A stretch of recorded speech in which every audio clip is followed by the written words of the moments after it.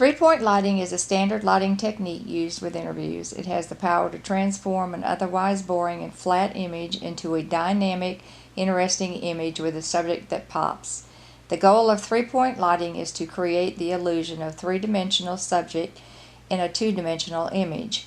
While you can create dimension a number of different ways, three-point lighting is the lighting technique most commonly used. What are the 3 points of light we're talking about? The key light. This is the main light used on your subject.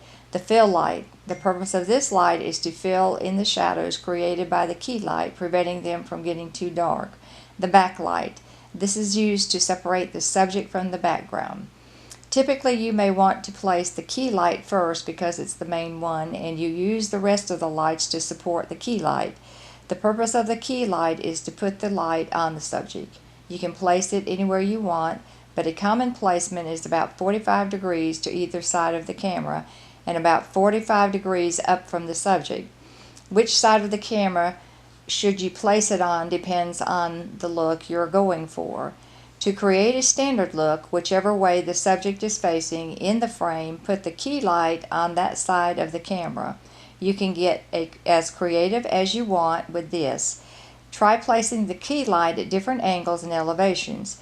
You can put the key light off to one side of the subject, nearly straight out to the side, and illuminate only half of their face. This is called side lighting because, well, they're lit from the side. If you're shooting a film, you might use side lighting to symbolically represent the conflict the character is feeling. You could also try placing the key light at a high elevation, angled higher above your subject's head but pointing down toward your subject. This placement would create deep shadows in their eye sockets, but it's usually an undesirable look. But if you're trying to make the subject look sinister for some reason, you might like this technique. Another frequent placement for a key light is behind the subject. This places the entire subject in a shadow, which we commonly call a silhouette. You can intentionally use this look to create a dramatic image, to keep the subject anonymous, or to de-emphasize the subject for whatever reason. Finally, another common placement, and the most boring, is right in front of the subject. The light may be directly above the camera, pointing toward the subject. This is called flat video lighting. It appears to widen the face, fills in shadows caused by wrinkles, and is the least dynamic style of lighting. This kind of lighting is sometimes called glamour lighting because on models it can enhance the look of their face. When you turn on the key light and nothing else, you might find that the overall look of the image is too dramatic and high contrast. There might be too many deep shadows.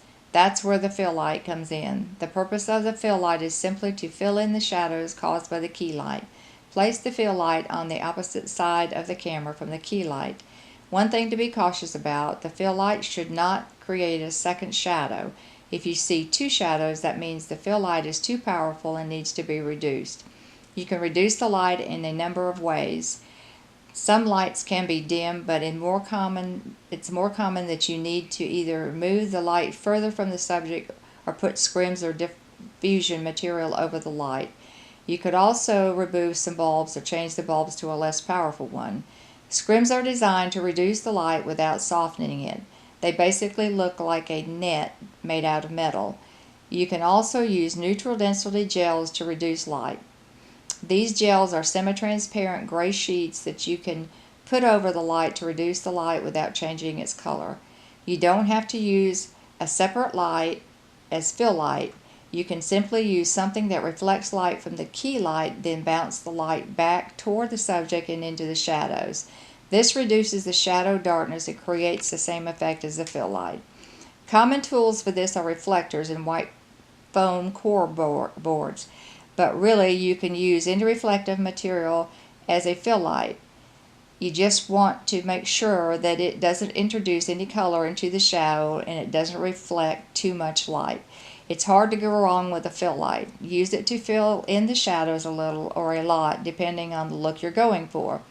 Last in our lineup is the backlight. Backlights, you got to love the glowing rim they create around the hair and shoulders of the subject. Many argue against using them because in real life people don't walk around with a glowing halo around their head and shoulders. To create a backlight, put a light behind your subject, usually suspended above their head and behind them, so it points about 45 degrees down toward their hair and back. Using barn doors on this light can be extremely helpful, so you can control the direction of the light and prevent it from accidentally spraying light in the camera lens. The only place you want this light is on the back, head, neck, and shoulders of your subject. 4-point lighting is at the root of most lighting setups for digital video or motion film.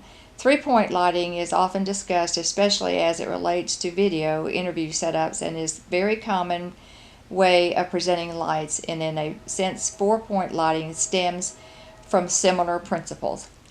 Though the names can be semantics, 4-point lighting is often considered to have slightly different purpose than 3-point lighting, and the exact positions and realities of the light you do use may be somewhat different. What 4-point lighting and 3-point lighting share in common is their basic lighting triangle. All three of them will employ a main light source called the key. The opposing light that also comes from the front will be the fill. 4-point lighting will be a little looser with this, mainly because 4-point lighting is more responsive to the needs of the dramatic narrative scene. Both 3-point lighting and 4-point lighting will employ a backlight to hit the subject's head. The main light that differentiates a proper 4-point lighting setup and a 3-point lighting setup is the background light. The background light is intended to give depth to the image by putting some mixture of light and shadow on the wall behind the subject or subjects. Make sure that there is several feet between the subject and the wall. Give the light that you are using an intermediary to alter the beam. A conventional use of this process is to have the background light from the 4-point lighting setup come through a window so that a graphic of the window pane will be blasted into the wall behind the subject.